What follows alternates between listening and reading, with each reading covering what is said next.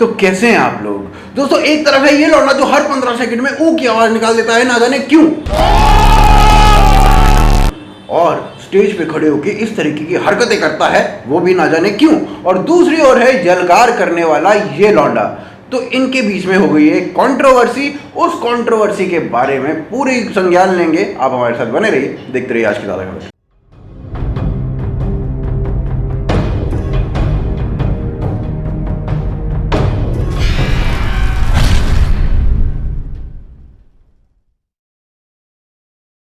तो भैया बात ऐसे आमिर सिद्दीकी और कैरी मिनाटी की कंट्रोवर्सी के बाद कुणाल कामरा ने एक वीडियो बनाई जिसमें उसने कैरी मिनाटी को रोस्ट करना सिखाया।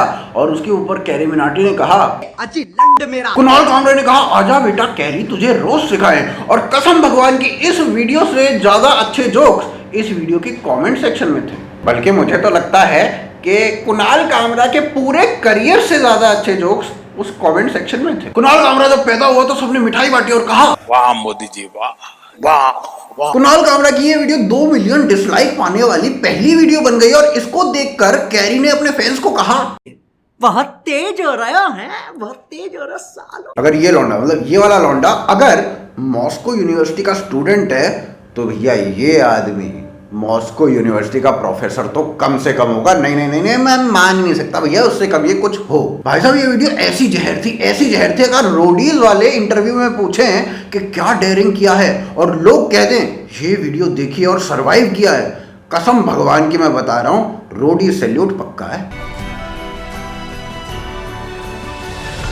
मतलब इस वीडियो को डिलेमा ही अलग था। मतलब इतना अलग डिलेमा था कि जो कामरा के फैंस थे वो कह रहे थे इस वीडियो को देखने के बाद, ये तस्वीर तो समझ में आ ही रही होगी क्या कह रहे थे। और भैया जो हमारे कैरी के फैंस थे वो इस वीडियो को एंजॉय कर रहे थे। अगर भाई साहब मुंह से हगना हेड ऑफ फेस तो भैया वो ऐसा ही होता, कसम भगवान कह रहा हूं ऐसा ही होता। इस वाले लौंडे को लेके जाओगे मिठाई की दुकान पे कम से कम 200 तो मिलेंगे। इस वीडियो के बाद कामरा को मिठाई की दुकान पे लेके जाओगे भैया मैं बता रहा हूँ 50 भी नहीं मिलेंगे, कसम भगवान के 50 भी नहीं मिलेंगे। अगर भाई साहब हर डिसलाइक पे कुणाल कामरा को भगवान एक बाल देता ना तो कुणाल कामरा अब तक अनिल कपूर बन चुका होता। कुणाल कामरा की इस वीडियो को देखने के बाद YouTube खुद उठ के बोल रहा तेरा कैरियर खा जाऊंगा। वैसे तो भैया इस वीडियो को देखने के बाद मैं कतई झिल लिया हूं, मतलब इतना झिल लिया हूं कि मैं घंटे तक इसके बारे में बात कर सकता हूं और ऐसे ही बात कर सकता हूं। लेकिन आगे बढ़ते हैं। तो भाई साहब कल कैरी मिनाटी ने अपनी एक नई वीडियो निकाली, वीडियो का नाम था यलगार। और उसमें उसने कुणाल कामरा ध्रुव राठी को बोल दिया सांप। सांपों से भरा है पूरा ये समुंदर, पीठ पीछे मारा है इन्होंने खंजर, इनसे हम सब लड़ेंगे अब मिलकर, इनकी जिंदगी अब बनेगी बंजर।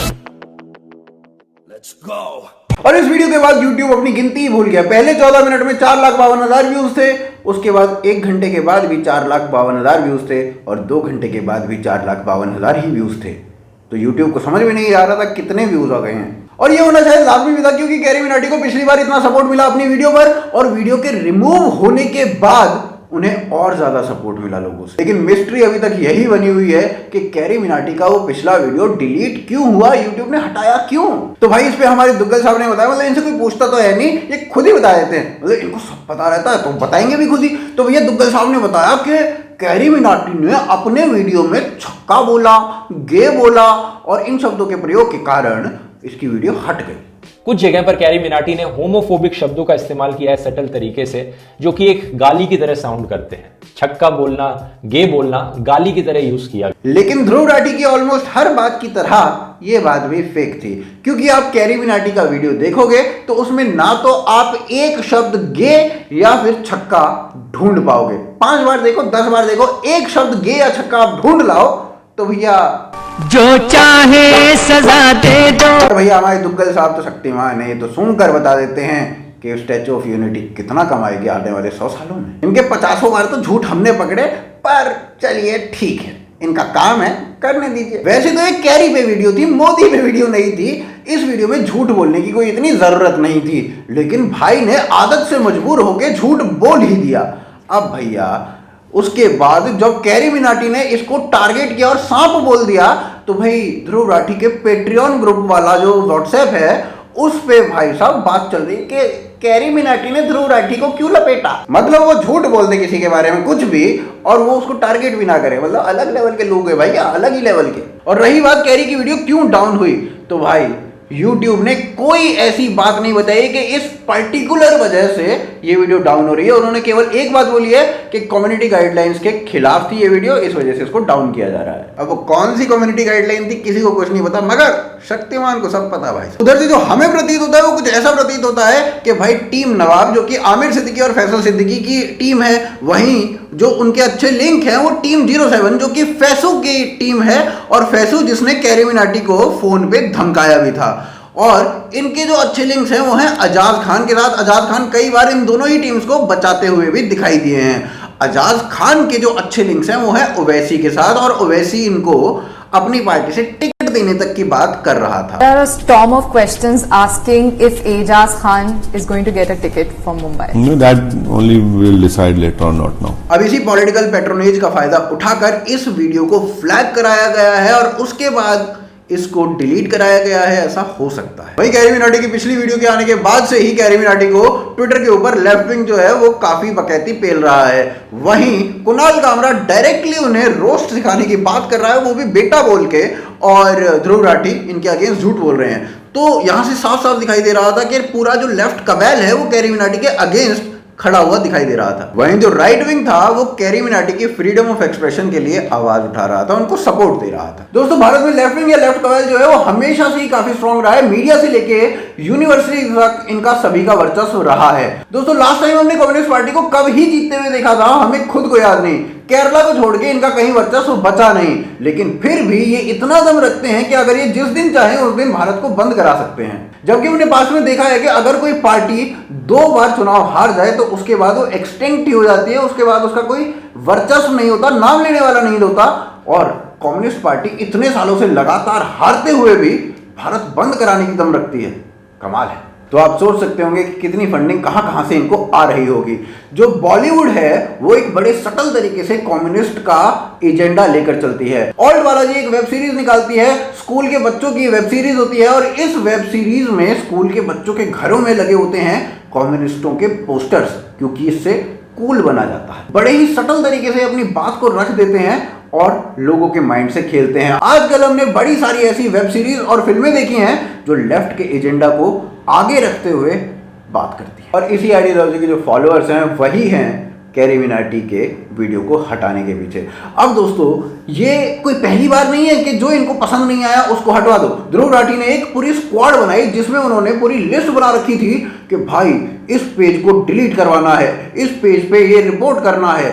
और भाई साहब, हद तो यहां पर हो जाती है जब वो देखते हैं कि भाई कोई मुसलमान मोदी की तारीफ कर रहा है, तो उनको लगता है कि कोई भी मुसलमान जो है वो मोदी की तारीफ कर ही नहीं सकता, ये तो फेक नाम होगा, इसको रिपोर्ट करो। तो भैया पास्ट में भी ऐसे बहुत सारे पेजेस और हैंडल्स को हटवाया गया है, तो कैरी मिनाटी की वीडियो को भी हटवा दिया गया, तो कोई बहुत बड़ी बात नहीं थी। दोस्तों, अगर आप मोटे तौर पर देखें तो 2014 से पहले क्या आपने कभी टीवी पर राइट विंग के कोई मुद्दे को सुना था, किसी मुद्दे के ऊपर डिबेट होती हुई देखी थी? लेकिन 2014 के बाद कुछ मीडिया हाउसेज आए हैं जिन्होंने राइट विंग के मुद्दों को उठाना शुरू किया है, उनके ऊपर डिबेट करनी शुरू की है, और उन चैनल्स को किस तरीके से टारगेट किया जाता है, उन चैनल के एंकर्स को किस तरीके से टारगेट किया जाता है, वो भी हम देख ही रहे हैं। अर्नब से लेके अमीश तक सभी के ऊपर एफआईआर दर्ज करा दी गई है, उनके ऊपर अब केस चल रहे हैं। कुछ पत्रिकाएं ऐसी आती हैं जो राइट विंग के बारे में लिखती हैं, कुछ मीडिया चैनल्स इसके बारे में बात करते हैं, कुछ यूट्यूब चैनल्स राइट विंग के बारे में बात करते हैं, और एटलीस्ट राइट विंग के बारे में कुछ बात होती है। उससे पहले तो कुछ होता ही नहीं था। एल्विश यादव जैसे जो कंटेंट क्रिएटर हैं वो अभी तक न्यूट्रल पक्ष रखते थे, लेकिन अब वो ट्विटर पे आके लिबरल्स के अगेंस्ट जो कर रहे हैं वो अलग ही लेवल का चल रहा है। दोस्तों, वैसे तो मुझे लेफ्ट विंग या राइट विंग बोलना पसंद नहीं है। अगर हम लेफ्ट की बात करें तो लेफ्ट तो एक ग्लोबल टर्म है, पूरे ग्लोब में एक ही तरीके के रूल्स ये फॉलो करते हैं। लेकिन राइट जो है वो कोई भी ग्लोबल टर्म नहीं है, और भारत का राइट विंग और विदेशों का राइट विंग तो बहुत ही अलग है। अगर हम भारत के राइट विंग की बात करें तो भारत का राइट विंग एलजीबीटीक्यू कम्युनिटी के राइट्स के लिए लड़ता है, और इसका प्राइम एग्जांपल आप इस स्पीच से सुन सकते हैं। तो समाज के अंग उनकी व्यवस्था करने का काम, ये फिर से मैं कहता हूं, समाज ने करना चाहिए, और अपनी परंपरा में अपने समाज में ये काम हुआ है। अब समय बदला है तो अलग प्रकार की व्यवस्था करनी पड़ेगी। लेकिन विदेशों का राइट विंग जो है वो गेज को राइट देने के खिलाफ है। भारत का राइट विंग लॉकडाउन करने के फेवर में है, लेकिन यूएसए का राइट विंग जो है वो लॉकडाउन के अगेंस्ट है। भारत का राइट विंग इक्वल राइट्स की बात करता है, यूनिफॉर्म सिविल कोड की बात करता है, मगर विदेशों का राइट विंग अलग बातें करता है। विदेशों का राइट विंग केवल कैपिटलिज्म की बातें करता है, लेकिन जो भारत का राइट विंग है वो सोशलिस्ट मूव्स को अप्रिशिएट करता है। जैसे कि उज्ज्वला योजना में गरीबों को सहायता दी गई, जैसे कि गरीबों के घरों में टॉयलेट्स बनाए गए, तो ये सभी राइट विंग ने अप्रिशिएट किए। लेकिन हाँ, दिल्ली में जैसे सभी औरतों के लिए, चाहे वो अमीर हो, गरीब हो, सक्षम हो, अक्षम हो, सभी के लिए बस राइड फ्री कर दी, उसका विरोध किया। अगर गरीबों के लिए मूव होता तो शायद इसकी भी सराहना ही होती। और अगर सही मायने में देखा जाए तो भारत का राइट विंग जो है वो सही मायने में लिबरल है, क्योंकि राइट विंग अपीजमेंट के खिलाफ लड़ रहा है। वो ये कहता है कि भैया देश के संसाधनों पर सभी का हक है, ना कि किसी एक पर्टिकुलर कम्युनिटी का। भारत का राइट विंग कहता है एवरी लाइफ मैटर्स, और जो लेफ्ट विंग है वो कहता है केवल ये पर्टिकुलर लाइफ्स हैं जो मैटर करती हैं। भैया इस पे कुछ लिबरांडो ये कह सकते हैं कि एवरी लाइफ मैटर क्यों करे, क्योंकि एवरी लाइफ में तो टेररिस्टों की भी लाइफ आ गई। तो भैया हम लो लाइफ की बात नहीं कर रहे हैं, हम एवरी लाइफ की बात कर रहे हैं। और पहली बात ये कि राइट विंग भारत का हमेशा ये कहता आ रहा है कि टेररिस्टों को सीधा गोली मार दो भैया, कोई दिक्कत नहीं है। और लेफ्ट विंग ही टेररिस्टों के लिए रात के 2 बजे कोर्ट खुलवा देता है। तो कौन किसके लिए क्या मैटर करता है वो सभी को पता है। इस मैथ के टीचर को तुम टेररिस्ट बोलने से मना कर देते हो तो तुम क्या हो वो सबको पता है। तो भैया ये था हमारा टेक इस पूरे मुद्दे के ऊपर। उम्मीद करते हैं आपको ये वीडियो पसंद आई होगी। अगर आपको ये वीडियो पसंद आई है तो आप इस वीडियो को लाइक कीजिए, शेयर कीजिए, ज़्यादा से ज़्यादा लोगों तक पहुँचाइए और हमें patreon.com के ऊपर सपोर्ट कीजिए। सपोर्ट बेहद वांछनीय है, लिंक डिस्क्रिप्शन और पिन कमेंट में है। आप फेसबुक, ट्विटर, इंस्टाग्राम सभी जगह फॉलो कर लो। आप देख रहे हो आज की ताज़ा खबर। जय हिंद, जय भारत।